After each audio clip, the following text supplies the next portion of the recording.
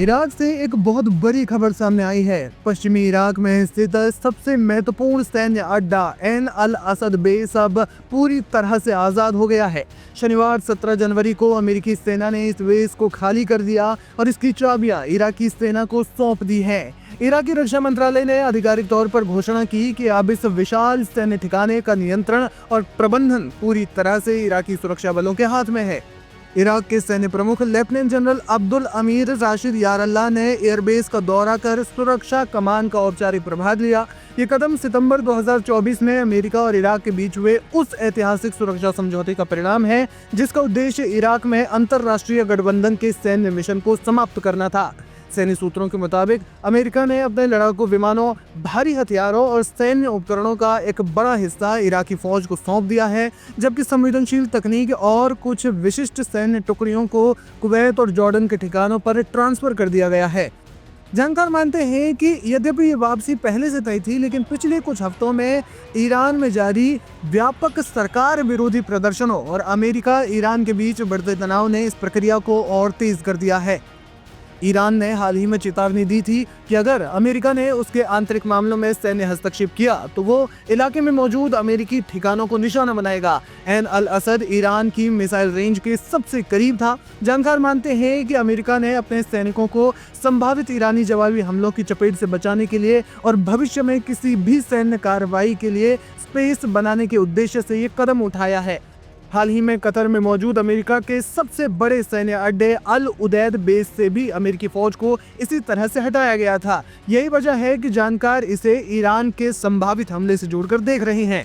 इराकी प्रधानमंत्री मोहम्मद शिया अल सुदानी ने इस वापसी को इराक की पूर्ण संप्रभुता की जीत बताया है। हालांकि इस बदलाव ने सुरक्षा संबंधी कुछ नई चिंताओं को भी जन्म दिया है, जैसे क्या इराकी सेना बिना अमेरिकी हवाई सहायता और खुफिया जानकारी के ISIS के स्लीपर सेल से निपटने में सक्षम हो पाएगी।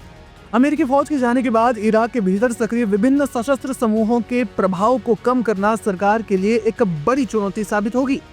ये तमाम चिंताएं हैं जो इस वक्त उठ रही हैं, लेकिन भले ही ऐन अल असद खाली हो गया हो, लेकिन अमेरिकी सेना की एक छोटी टुकड़ी अभी भी उत्तर में इरबिल के पास बनी हुई है, जिसे 2026 के अंत तक हटाया जाना प्रस्तावित है।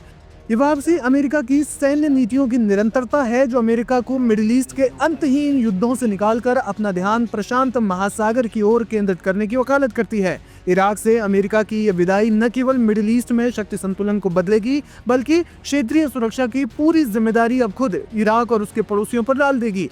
अमेरिका का ये कदम एक तरफ इराक को उसकी संप्रभुता लौटाने का वादा पूरा करता है, तो दूसरी तरफ ईरान के साथ बढ़ते टकराव के बीच अमेरिकी सैनिकों को एक असुरक्षित मोर्चे से पीछे हटाता है।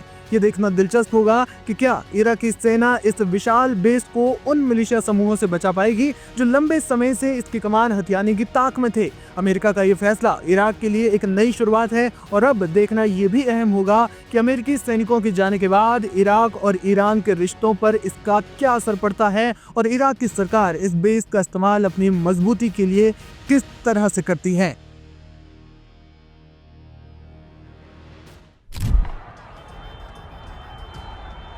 ईरान में पिछले कुछ हफ्तों से चल रहे बड़े पैमाने पर विरोध प्रदर्शनों ने पूरे देश को हिला दिया है। एक नाम ईरानी अधिकारी ने रविवार को आधिकारिक रूप से पुष्टि की कि अब तक कम से कम 5000 लोगों की मौत हो चुकी है, जिसमें करीब 500 सुरक्षाकर्मी भी शामिल हैं।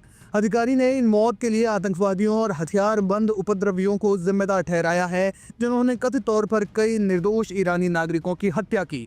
साथ ही ईरानी सरकार ने दावा किया कि इन प्रदर्शनों पर काफी हद तक काबू पा लिया गया है, लेकिन मानवाधिकार संगठनों और अंतर्राष्ट्रीय मीडिया की रिपोर्ट्स इससे अलग तस्वीर पेश कर रही है। ये प्रदर्शन दिसंबर 2025 के अंत से शुरू हुए थे, जो आर्थिक संकट से उपजे असंतोष से राजनीतिक परिवर्तन की मांग में बदल गए। ईरान में ये विरोध प्रदर्शन पिछले साल के अंत में तब भड़के जब ईरानी मुद्रा रियाल की कीमत में भारी गिरावट आई, जिससे महंगाई और बेरोजगारी चरम पर पहुंच गई। शुरुआत में ये प्रदर्शन आर्थिक मुद्दों पर केंद्रित थे, लेकिन जल्द ही वे supreme leader Ayatollah Ali Khamenei के शासन के खिलाफ बदल गए। प्रदर्शनकारियों ने खामेनी को उखाड़ फेंको जैसे नारे लगाए और पूर्व शाह मोहम्मद रेजा पहलवी के पुत्र रेजा पहलवी की वापसी की मांग की। ये प्रदर्शन 2022 में महसा अमीनी की मौत के बाद हुए आंदोलन की याद दिलाते हैं, लेकिन इस बार वे ज्यादा व्यापक और हिंसक साबित हुए। पूरे देश में इंटरनेट ब्लैकआउट और संचार प्रतिबंधों के कारण जानकारी का प्रवाह सीमित रहा, जिससे सटीक आंकड़ों की पुष्टि नहीं हो पाई है। उत्तर पश्चिमी ईरान के कुर्द बहुल इलाकों में हिंसा सबसे ज्यादा रही, जहां कुर्द अलगाववादी समूह पहले से ही सक्रिय हैं। अधिकारी के अनुसार इन इलाकों में सबसे ज्यादा मौतें हुई है और झड़पें बेहद हिंसक रही। ईरानी सरकार इन प्रदर्शनों को विदेशी साजिश बताती है, जिसमें अमेरिका और इसराइल जैसे देशों का हाथ होने का आरोप लगाती है।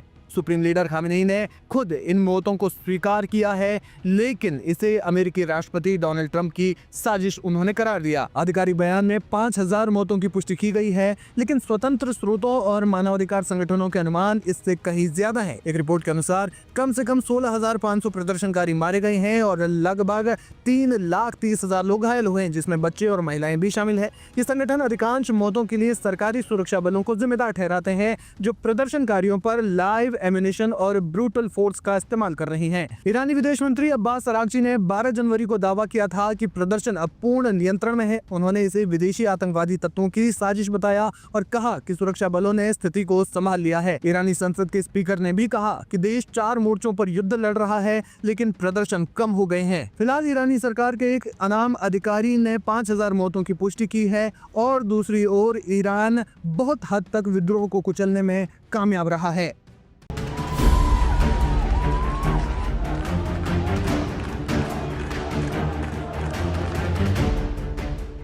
ईरान में आयतुल्ला अली खामेनेई की सरकार के खिलाफ लंबे समय से असंतोष और छिटपुट प्रदर्शन होते रहे हैं, लेकिन इन आंतरिक हालात को अमेरिका की खुली छिपी धमकियों और दबाव की रणनीति से जोड़कर देखने पर एक बड़ा भू राजनीतिक चित्र उभरता है। ताजा घटनाक्रम में एक बार फिर खामेनेई सरकार के तख्तापलट के कथित प्रयास में अमेरिका को बड़ा झटका लगा है। खाड़ी देशों के समर्थन की कमी, ईरान में संगठित और प्रभावी विपक्ष के अभाव और क्षेत्रीय समीकरणों के चलते ट्रंप प्रशासन को बैकफुट पर आना पड़ा है। यह पहला मौका नहीं है जब अमेरिका को ईरान में सत्ता परिवर्तन की कोशिशों में नाकामी हाथ लगी हो। 1979 की इस्लामिक क्रांति के बाद से ही वॉशिंगटन ने ईरान को अपने प्रभाव में लाने के लिए प्रतिबंध, कूटनीतिक दबाव, गुप्त अभियानों और सैन्य धमकियों का सहारा लिया, लेकिन हर बार ईरान की सत्ता संरचना और राष्ट्रवादी भावनाओं ने इन प्रयासों को विफल कर दिया। हाल के सालों में ईरान के अंदर महंगाई, बेरोजगारी, महिलाओं के अधिकार और सामाजिक स्वतंत्रता जैसे मुद्दों को लेकर प्रदर्शन जरूर हुए। अमेरिका ने इन प्रदर्शनों को लोकतंत्र समर्थक आंदोलन बताकर नैतिक समर्थन देने की कोशिश की और साथ ही खामेनेई सरकार पर मानवाधिकार उल्लंघन के आरोप लगाकर दबाव बढ़ाया। अमेरिकी बयानबाजी और धमकियों ने यह संकेत दिया कि वॉशिंगटन ईरान की आंतरिक अस्थिरता को अपने पक्ष में मोड़ना चाहता है। हालांकि ईरान की सरकार ने इन प्रदर्शनों को विदेशी साजिश करार दिया और सुरक्षा तंत्र के बल पर स्थिति को कंट्रोल कर लिया।